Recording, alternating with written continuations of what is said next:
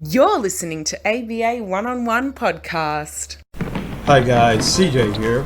We currently have a few positions available for relationship managers. If you would like the opportunity to work in sports marketing, this could be it. The ABA is the largest pro league in the world and partnered with the AAU, representing over 700,000 athletes around the world. Building business relationships and helping bring new audiences to every business we're working with is the goal.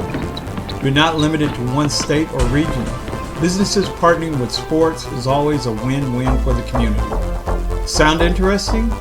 Then drop us an email and get more information at jobs@aba1on1.club, and we'll get back to you right away.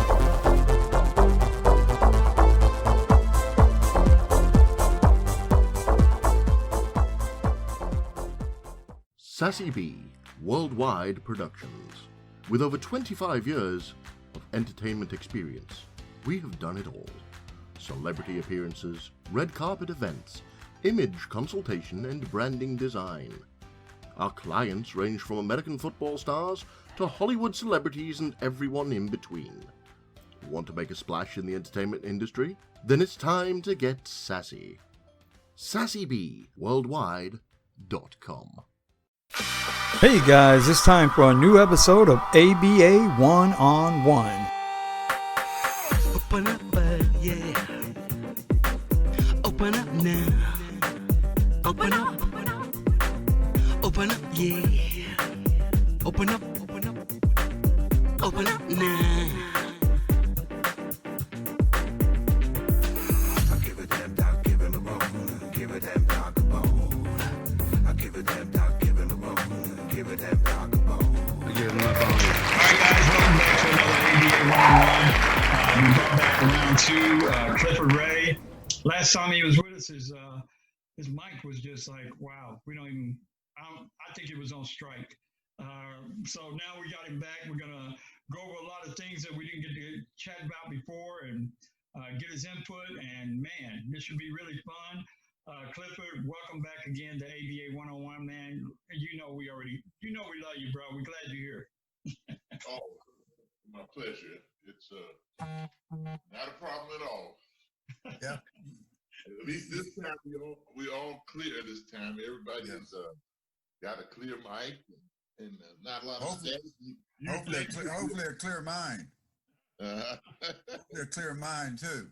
Yeah. There we go. I just want to kick. Go ahead, Rick. Let you open the show up today. All right, I want to just kick it off a little bit, just to remind some of the people who maybe listened last time. Clifford's an Oklahoma guy too, and along with like CJ. I known Clifford for a long time. He's originally from South Carolina, and then he went out west to Oklahoma and had an unbelievable career. And tell us about your time at the University of Oklahoma. Let's talk a bit about your college days, Clifford. Tell me a little bit about that. Who you played for and your experience. I was recruited by John McLeod and Bud Cronin, who went to Carolina. He's from Columbia, and his wife was from a little town called Blackwell, South Carolina, and she was home visiting her mother, and read an article in the paper about a guy averaging 26 points and 20 rebounds a game. And she called her husband. She said, I think you better come, take a look at this kid. He's 6'8", 6'9", or whatever, And so that's kind of how I wound up getting to Oklahoma. Being that I was from a town that probably had, we had 1,500 people. I don't know. Stretching it a bit. And I'd never been any place besides New York and Atlanta, Georgia. And that was it, South Carolina. So going to the University of Oklahoma was quite an experience because I'd never been out west or in the Midwest. And just the culture and the different things that I was exposed to was, quite memorable, their horses and wrestling and you know Oklahoma. demonstrations. You know, it was just a lot. You know, doing you know, it was in the 70s, and in the 70s, you know, everything was more or less. People were, you know, expressing their views on society and trying to, you know, there was demonstrating about peace, not wars, and then this was kind of during the Vietnam War and all that, all the conflicts that were going on at that point.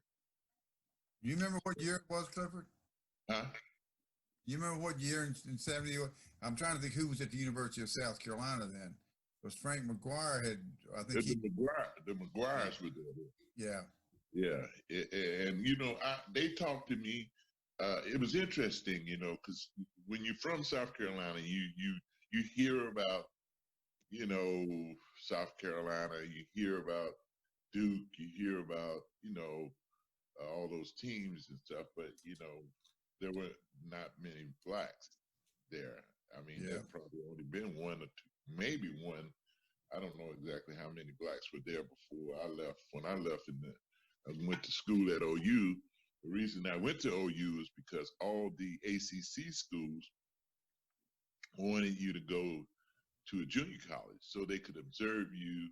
They didn't want to like just bring a black kid to a Division I school like Duke or wherever without knowing whether that you could make it or whatever. So it was quite interesting how that all took place.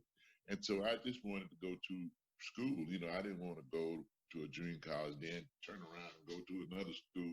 I just wanted to go to a school and get an education, play basketball, and, you know, do what you're supposed to do, which is, you know, to grow up. Because my dad was a, you know, pretty strict guy, and you know, he believed in a man being a man. You know, he would always say, "I don't want my children to be parasites." And, you know, he had a lot of things that carried with us throughout our lives. Yeah. That's I think that's a very commendable quality, because I think a lot of people in South Carolina, because I went to the University of South Carolina, and but I'm familiar with the Frank McGuire era and the number. You know, I did a thing on the first black players at each school in the ACC. You know, I think Charlie Scott was at North Carolina, and Casey Manning was at South Carolina. But it's amazing, you know, to go through all that. And I know you went through that, Clifford. I mean, I know what you went through. Yeah. Trust me, I do. Hey guys, real quick, let me welcome Brian back in here. He made it today from school to the show. Well, I apologize. I mean, I was just as I was ready. Excuse me, ready to get on. I received a phone call as well from, you know, a parent, and being a director of coaching here at one of these clubs, that's the one thing you got to deal with on a daily basis is parents. And I had this one that just wouldn't get off the phone. She just would not get off the phone. But you should have brought him on as a guest. Here, I should have. Oh man, but you know, it's all good. But you know, Mr. Ray, yes, sir. Thanks for being a guest today, man. I'm just sorry I've been late to the party. So we did. You guys continue. It wasn't like you that late. You were not that late. We had some technical difficulties, and we got through them. And now so you're right, pretty much right on time. We were only talking about one thing, and that was the experience of going to an all-white school at the first time in my life, and going to the University of Oklahoma and what it was like. And no matter, I can tell you in a quick thing that I would not trade going to the University of Oklahoma for anything in the world. And I loved all the good experiences. I loved all the challenging experiences. And I can't really say that anything was horrific or bad. Well, that's good. Now, Clifford, That's excellent. Clifford, refresh my memory just a minute now. When you were at Oklahoma, if I'm not mistaken, that was a Big 8. Wasn't that Oklahoma and Kansas and Oklahoma State? Wasn't that the conference? Wasn't it the Big 8, which is now the Big 12? That was we call it the Henry Iver Conference.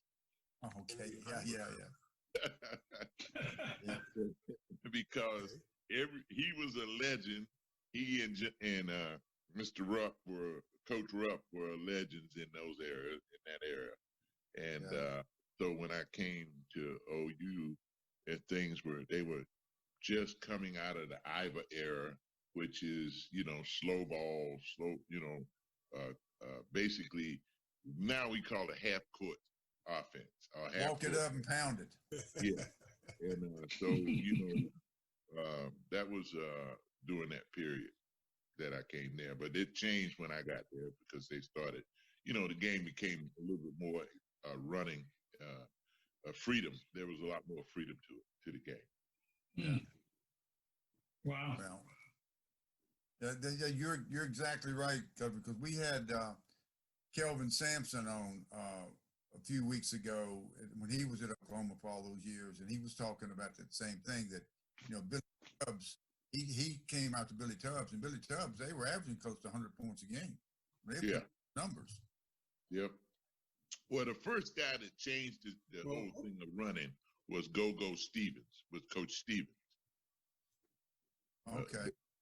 He was the coach at OU. And then after he left, I guess John McLeod. And then he went to the Phoenix Suns, didn't he? Excuse me? Didn't he go to the Phoenix Suns, John McLeod? Oh yeah, he had a great NBA career. He played. He went to he coached at the Phoenix Sun. He coached the New York Knicks. He coached Dallas Mavericks. Yeah, that's right. So he had a very successful career as a coach, and especially, that's one of the things that I always remember is it getting the opportunity to do something when you're young eventually will allow you to become successful. And that's, John was very fortunate. He was able to be coaching at a girls team somewhere in junior college, wherever, and he got an opportunity to coach a Division I team, University of Oklahoma, even though the basketball program wasn't, like it is now, and we were in the Big 8, so, but he had an opportunity to be successful, and I enjoyed playing for him, I played with Garfield Hurd. There were a lot of guys that went on to play professional basketball. Mookie Blaylock, you could go on and on. Different things. Talk a little bit about your early NBA career, your first few years when who drafted you and all that. I got drafted by the Chicago Bulls, and I guess I told you guys on the last thing, I got drafted by the ABA team, the Virginia Squires, which Dr. J was playing on that team. But I had it in my mind and heart that I wanted to prove to the world that I could play in the National Basketball Association, simply because I had read the Streets and Smith or one of them things, and then Marty Blake, who was a longtime basketball aficionado, he loved the game, but he had said that you couldn't win a championship with Clifford Ray. And I hadn't even gotten out of college. So, I just took that as something to use as a incentive for me to, I said, when I go to the NBA, I'm going to make it in the NBA, and I'm going to win a championship in the NBA. And I always had that in my heart and in my desire. And eventually it came to pass. And I tell young people all the time that if you have dreams and desire to do something and you are working at it and genuinely working at it, then you will have success and you will achieve it. Amen to that, brother. Hey, see, now that's something that you mentioned there, Cliff. You took the motivation of people saying you can't do it, and people, knocking your ability before giving you a chance, but not knowing your desire and what drives you to be successful. Do you think that is missing more so nowadays? I mean, for me, I just have and I might not be the only one that feels this way, but I think that nowadays, today's athletes are more driven by the finances as opposed to being driven by achievement. And not to say that all athletes are that way, but do you find that to be the case as well, or given how you actually Well, thrive? quite frankly, I'm very proud of the young athletes today.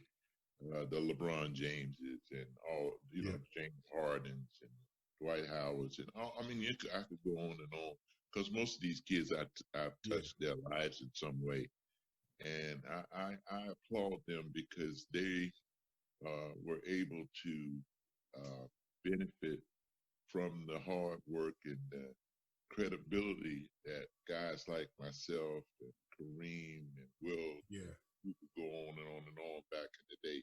Chet Walker, Bob Love, Norm Van Lee, just on. There's countless. I mean, there's not a big fraternity, but that fraternity of guys lent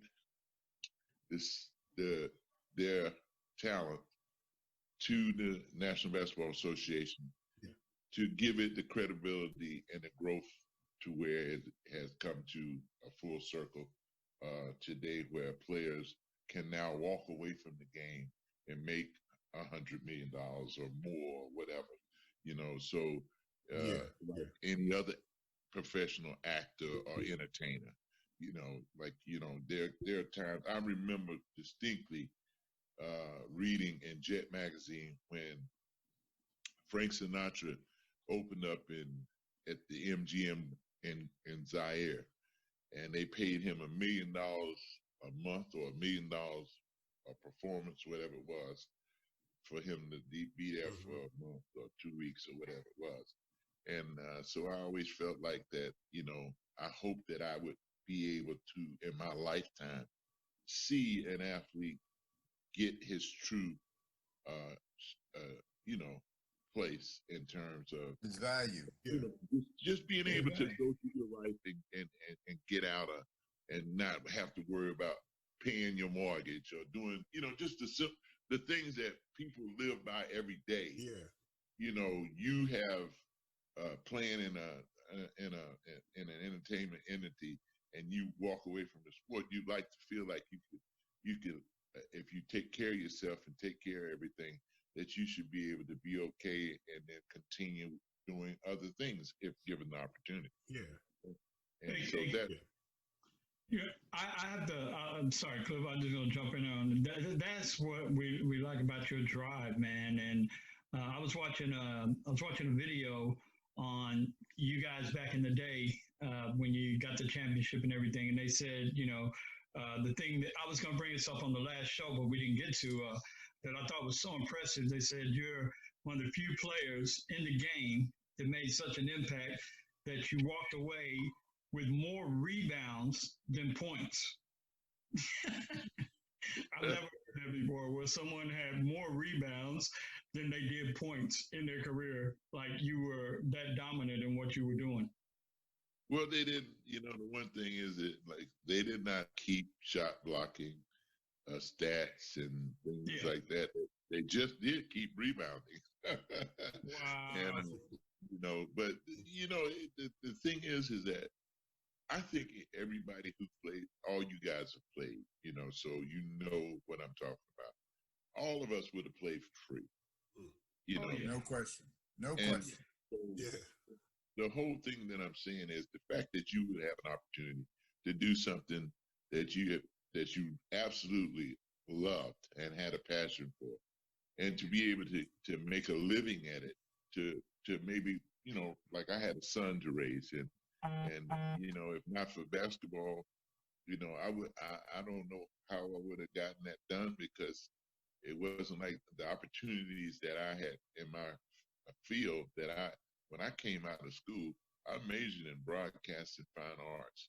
And so I was, I thought maybe I'd be able to, go on or go back to college and announce games, or maybe get a job as an assistant coach at the University of Oklahoma.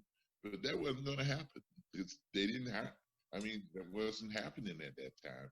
I was lucky that Franklin Muley did me the way he did Al Addles, and he made Al Addles a coach, and then Al and him made me play an assistant coach, and I had opportunity to get some kind of background in coaching. And then when I retired, the first thing they told me was that, well, you don't have any experience. And I'd been the assistant for 4 or 5 years. So you know what that was all about. So, you just had to, like I said, one thing you have to do is you have to decide what's important. My dad told me, and I don't know if I told you guys this on the show the last time, but my father said, if you want to teach, how are you going to be able to teach if you don't have an audience? Mm. So True. He said, so I know that what you are going through is not right. And it's also very disrespectful to what you've accomplished. Going from high school, elementary school, high school, college, professional, and then someone look you in your face and tell you don't have no experience. And but you might have to deal with some of the things that you don't want to deal with in order to accomplish your next goal. And my goal was always to be a teacher. I always wanted to teach big guys how to play. So I knew I had to become an assistant coach or head coach. And I knew that big guys, I never saw big guys coach. The only big guy I ever saw coaching was two of them. That was Wilt Chamberlain and Bill Russell. And, maybe Bill Cartwright, I think they let him coach a little bit. And then Bob Lanier got a chance to take over interim job that somebody got fired. PJ or whoever it was got fired. And then Bob took over and did a good job. And they wouldn't even give him a job. And so we always have known most of those big guys, Kareem, and I can go down the list of all of them. I don't care what they say. And it's not that, if I wanted to be a knucklehead about it, I could have filed some kind of class action suit and said, hey, this is discrimination because we should have the same opportunity to succeed and fail just like everybody else. When my teammate, Jerry Sloan, he was my roommate in my rookie year. And when he retired from the Chicago Bulls, the Bulls gave him a job because they didn't have a good team during that time. So they gave him a job, and he got a chance to be the head coach and learn on the job. And then when he got fired, they moved him on he went on to Milwaukee and became the head coach at Milwaukee for a bit because they didn't have a good team. And then he wound up landing the job at Utah. Layden stepped down and he became the coach, and he was the longest. He's held this job longer than anybody in the history of basketball in the NBA. Well, Clifford's not going to mention this, so I will. I was in Orlando during that time when Clifford was in Orlando, I believe under Doc, when Dwight Howard was drafted. Clifford was Dwight Howard's first coach, his first person to teach him the ropes, and I don't think he ever really got the credit that he deserves on that because he brought in Patrick Ewing right after that. I think a few years after that, but Clifford was Dwight Howard's first coach, and it's just I was always very much in awe of that. Wow.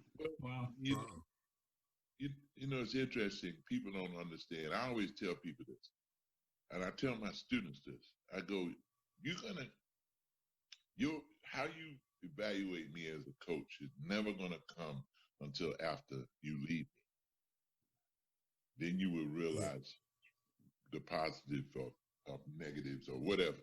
And you always are going to learn from someone else. A good teacher never takes credit for the teaching. He takes credit to continue to motivate that student and to constantly remind them of what it is that they are trying to achieve and their goals. That's what a teacher and a coach does. Cool.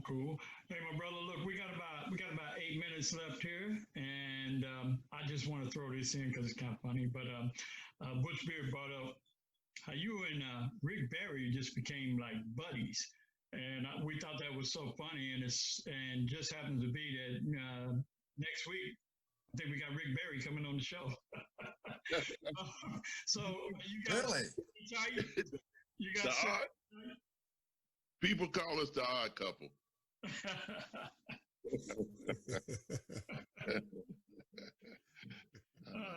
Well, that's pretty cool, man. Yeah. But you've had a great career. You've done a lot in your lifetime, and you've accomplished a lot of things. And I know you were one of those pioneers in the basketball industry that helped change the view of a lot of people and how they saw the sport, especially with the talents that athletes put forward. Now, I know you were an NBA champion. I do know that. But outside of winning that NBA championship, what's that single most memorable moment, or that the biggest thing that you think you've accomplished in the NBA outside of that championship? The biggest thing that I accomplished was being able to not allow the journey to get me down and to continue to strive to get to perfection. You know, I had this goal. My first goal was to win a world championship. Mm-hmm. My second goal was to win a world championship as a coach. And then I wanted to be able to teach. So I got to do all those things. And the most exciting thing ever probably was being able to win a championship or be a part of a championship team as a coach. I thought that was a great accomplishment, especially all the obstacles that I had to jump over to get there. And No experience. Now, was that with Boston? Yeah, it was Boston Celtics. Yeah. Yeah. Fantastic it was. Yeah. And the other thing was you know, my time spent in the minor league was also awesome. I always have. That was probably.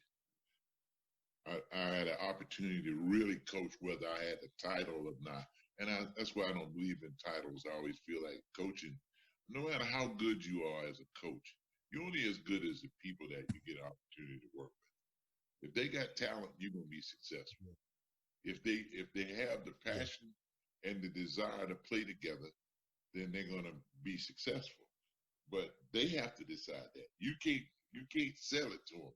You're gonna have to get them to decide as a group, and then hold them accountable throughout the season, and go as far as you can go to accomplish that. Commitment. Yeah, total commitment. There you go, man. Hey, awesome. Hey, look, we got about 4 minutes up here, but brother, I have to tell you, I'm glad your mic's working this time. We knew you had a lot to say. We just didn't know it'd be this informative. Well, you know, it was something special. Yeah. Well, I appreciate you guys inviting me to. Oh, you're the best, Clifford. Yeah, no problem. You know, it's funny little story, Clifford, and I think I'm gonna use the University of Oklahoma because we all got a connection there. I thought it was kind of funny. I told this story last week, a week before last. They got put on probation, and football coach, they're interviewing him, and the NCAA just pounded him. I mean, just gave him all get outs. I mean, they got hit hard. And said he's saying they're interviewing him. He says, the lack of scholarships. He said, we'll make up for that. We lost some scholarships. We'll come back from that. And as far as not being able to play in a bowl game, we'll just play every game like it's a national championship game. We'll just play every regular season game like it's good. He said, but the one thing I don't understand how the NCAA is going to keep us from watching TV.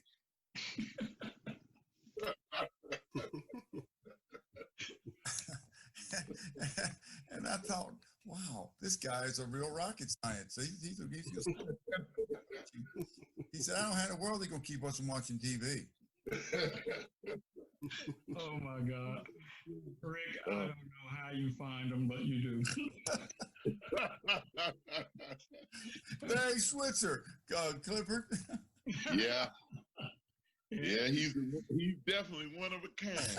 Yeah, he is. Yeah, he is. He always took care of me when I was at school. Great guy. Yeah, I heard he was. Wow. Yeah, I got to meet him a couple of times too. He's pretty cool. Yeah. Oh man. Well, look, Clifford, man, we want to really thank you for being on, man. Wow, we're gonna bring you back anyway, so just stand by. But hope you tune in next one and check out Rick Barry because we're gonna drill him. He'll have a lot to say, a lot of stories. Yeah. Oh, good. TJ's gonna bring you to Australia, Clifford. They didn't tell you that? You need to get your passport number and all that. Yeah, they got me loading up a plane. He got their private plane. We got to charter a plane. We already chartered a plane. Oh yeah, they won't even let us in the country. That's what I'm happy for that right now because everybody seems to leave the travel plans to me. But anyway, it's all good. But yeah, brother, look, thank you for being on. We're gonna always bring you guys back because we like we grew up watching. We're big fans, and we think it's really appropriate that the younger generation know. You guys are the guys that laid the foundation. And to us that means a lot. It made us who we are. So we definitely appreciate you being on, and I'm gonna let the boys say their piece. And hey, thank you once again. No problem. Thank you, sir. Thank you, Mr. Ray. Thank you very much for being on board, man. Oh, Really appreciate your wisdom. Anytime, it's not a problem. Hey, right, Clifford, I'm gonna come over and see you one day in Orlando, man. Okay, that'd be great. Man. You know where I live. If I leave my wallet at home, will you buy my lunch? I can do that too. I can do that. I know you will, man. You're the greatest. All righty. Oh, man. All All right. right, guys. Hey, thanks for tuning in to ABA 101. Hey, everyone take care. And, man, I'm looking forward to doing it again. Talk basketball. Peace. Enjoy your Rick Barry experience. I will. How's that to you, Clifford? All right. All right, guys. Take care, man. All right. Okay. Okay. Have a good evening. All right. See you guys. Peace. Later, Brian. Keep spreading the basketball gospel, okay? Oh, yeah, we will. We will. Take care, guys. Definitely. Come explore the No Strings Attached e-news online magazine. Our global array of authors inspire, delight, and educate with practical and entertaining articles. And with Focus On, we help producers of film, web series, and other video content attract a wider audience. Plus, your project can stream on Roku, Apple TV, Fire TV, and more with our media partners E360 TV and NETV. No Strings Attached e-news, focusing on human interest. Advertising available, nsaen.com. Well, that's going to do it for this week. Remember, you can keep up with every episode by subscribing via our website. Follow us on social media and tell your friends about us. Next week, new guests, more basketball tips, more basketball stories about the game we all love. Till then, be safe and keep your eyes on the ball.